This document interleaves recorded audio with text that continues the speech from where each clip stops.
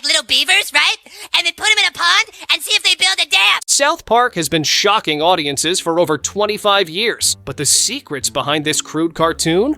Way wilder than the show itself. Hidden aliens in nearly every episode, A-list celebrities buried in trash, and a full-blown Scientology investigation. What's really happening behind those construction paper cutouts? If I take that thing to school, everyone's gonna think I'm a poverty-stricken asshole!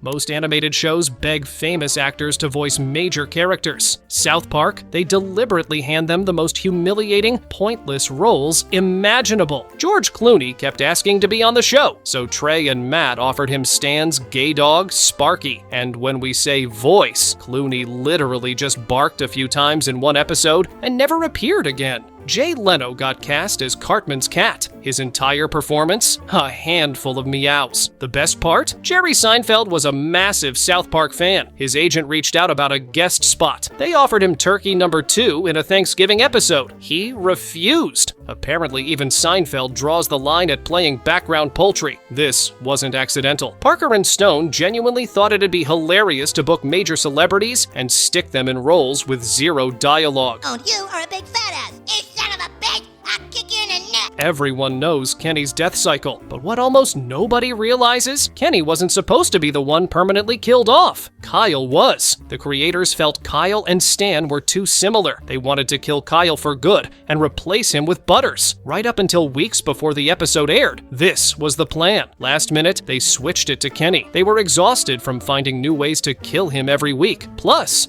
they realized they loved Kyle too much to actually go through with it. So Kenny died in Kenny Dies, stayed dead through season 6, then came back. Kyle survived to keep fighting with Cartman for another 20 seasons. It's Fatso. I'm sorry, Eric. I guess it slipped through the cracks. Season 23's Basic Cable featured a fake show called The Scott Malkinson Show. At the end, eagle-eyed viewers caught a phone number advertising streaming rights. That number was real, and it belonged to Trey Parker. Fans who called got a recorded message from Parker listing ridiculously expensive purchasing options for fake South Park shows. The whole thing was a massive middle finger to South Park's $500 million streaming deal that moved everything from Hulu to HBO Max. The number stayed active for months. For a while there, you could literally call one of South Park's creators and listen to him roast the streaming industry. Bring our culture, Scott! People got 1,000 shows at their fingertips 24/7. If you've ever sworn you spotted an alien in South Park, you weren't losing it.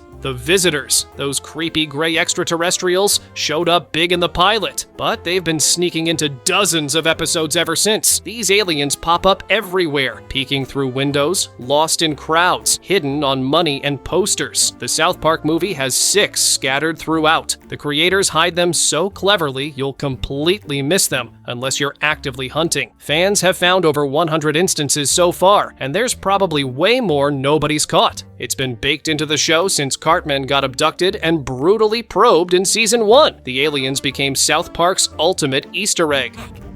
Visitors?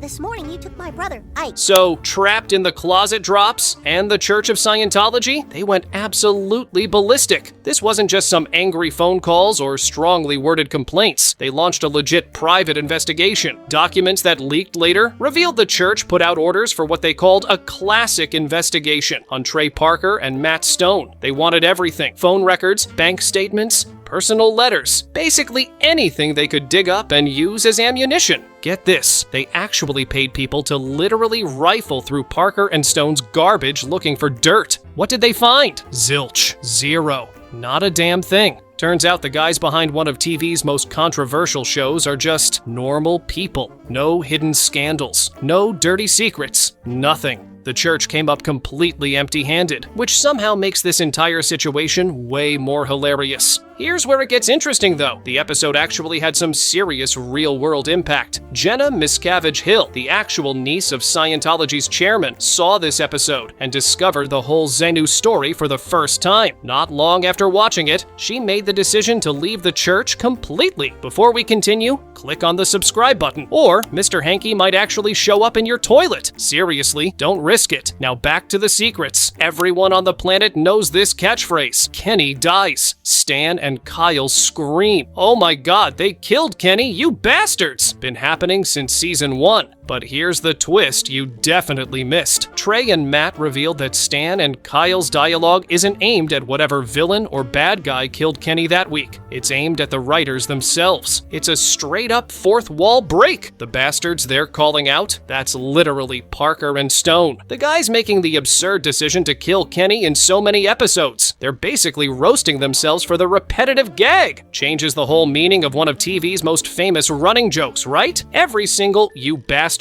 wasn't directed at the Grim Reaper or some random monster. It was aimed straight at the guys writing the show. Oh my goodness, you killed Kenny. Bastard. Eric Cartman is one of the most vile, racist characters in television history. Murder, forced cannibalism, attempted genocide. He's done it all. So where did this monster come from? All in the families. Archie Bunker. Parker and Stone were massive fans. Archie was this notorious bigot, and they wondered if anyone could get away with writing a character like that today. They figured out the only way. Make him an 8-year-old kid. Stick all that darkness in someone who looks innocent, and suddenly the public accepts it. They pushed it way further than All in the Family ever went, and it worked. Cartman became one of the most iconic TV characters ever. Here's the wild part. Tons of Cartman's lines are ad-libbed by Trey Parker. His most offensive moments often come straight from Parker's brain in the moment. Okay, Stan, it's late. Go up to your room and get ready for bed.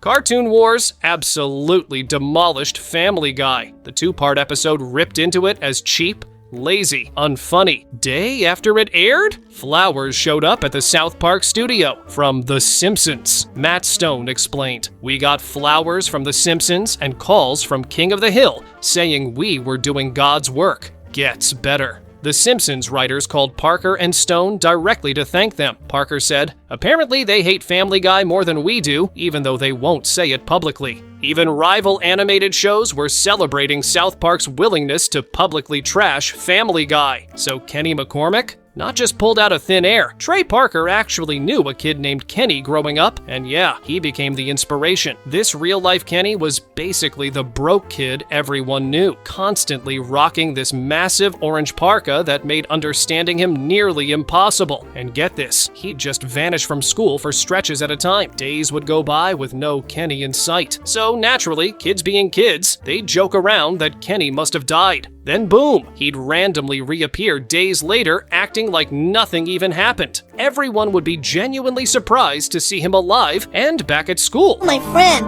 My friend is gonna die. Remember Trapped in the Closet? The episode that stuck Tom Cruise in an actual closet? The church threatened lawsuits before it even aired. Parker and Stone knew exactly how to handle it. They credited every single person as either John Smith or Jane Smith. Every name in the credits. John Smith, Jane Smith, over and over. This protected the entire crew from lawsuits while mocking Scientology's reputation for constantly suing critics. Perfect final jab. Mr. Cruz, you can't just stay in the closet, all right? You need to come out. This one's insane. South Park was originally only contracted for 2 seasons and a feature film. That was it. Trey and Matt actually viewed South Park bigger, longer, and uncut as this big way to end the series. The movie has such a massive ending because they legitimately thought it was done. Obviously, the show's success led to season 3 getting ordered, then another 20+ seasons. But for a minute there, South Park almost became this 2-season cult classic with one controversial movie finale. Instead, it turned into one of the longest-running and most influential animated series in television history. The movie still crushes, earned an Oscar nomination, and held the record for highest-grossing R-rated animated film for almost 20 years. Excuse me, everyone. I guess you might have noticed my awkward tics. These are just some of the wildest secrets buried in South Park's history.